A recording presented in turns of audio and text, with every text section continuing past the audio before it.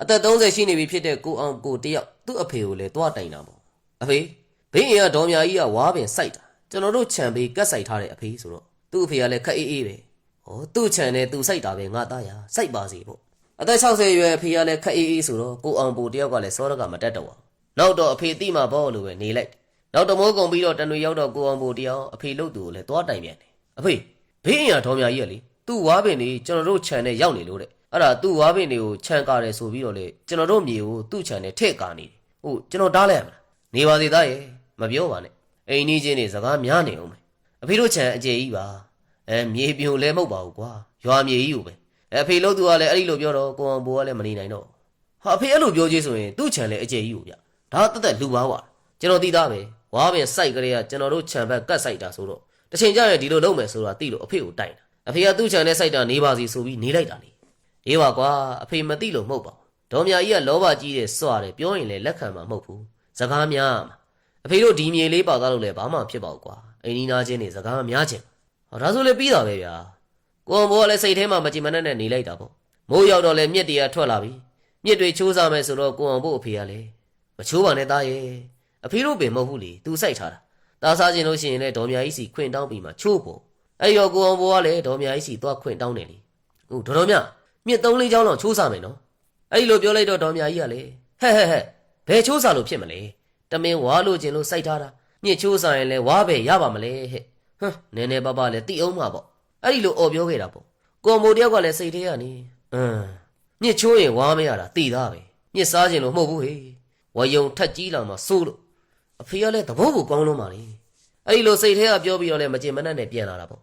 ့ဒေါ်မြကြီးရဲ့အသားကိုအောင်ပိုရဲ့တငယ်ချင်းကတော့ကိုအောင်ပိုကိုအားနာကြည့်နေခဲ့တယ်လေမျက်နှာတုံမုံပြီးပြန်လာတဲ့ကိုအောင်ပိုကိုလည်းသူ့အဖေကပြုံးပြီးတော့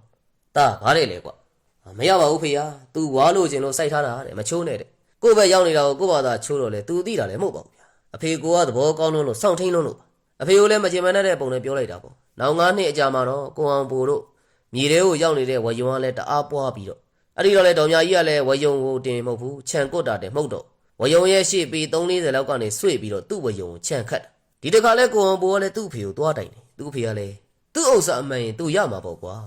တို့ဥစ္စာမှန်ရင်လည်းတို့ပြန်ရမှာပါနေပါစေဆိုတော့လေကိုအောင်ပိုလည်းမနေနိုင်တော့ဟာအဖေအဲ့လိုလုပ်နေကြာရင်ကျွန်တော်တို့တစ်ချံလုံးပါသွားလိမ့်လကမိမ့်မိုင်ဥပုံနေဆိုလဲစောင့်လိုက်ရတဲ့ဥပုံသူ့အပြင်မရှိဘူးတရားစခန်းဖွင့်ရင်လည်းဝင်လိုက်ရတဲ့တရားစခန်းသူ့အပြင်မရှိဘူးဘာတရားမှမရှိဘူးအဲ့ဒီလိုကြဲကြဲအော်ပြောတော့လေအာနာတတ်တဲ့သူ့ဖေကလေဟာကြားတော်ပါဦးမေကွာတိုးတိုးပြောပါအမှန်တော့ကြားအောင်လို့တမင်ပြောတာလူကြီးလုပ်တဲ့ဖေကလည်းမှတ်လို့တော့ तू ကတားရတာပြောရတာခက်တယ်လေဒါပေမဲ့လည်းသူတို့လုပ်တာတွေမှားနေမှန်းနဲ့မကျင်တဲ့ကြောင်းသိအောင်ဆိုပြီးတော့ကိုအောင်ပိုတယောက်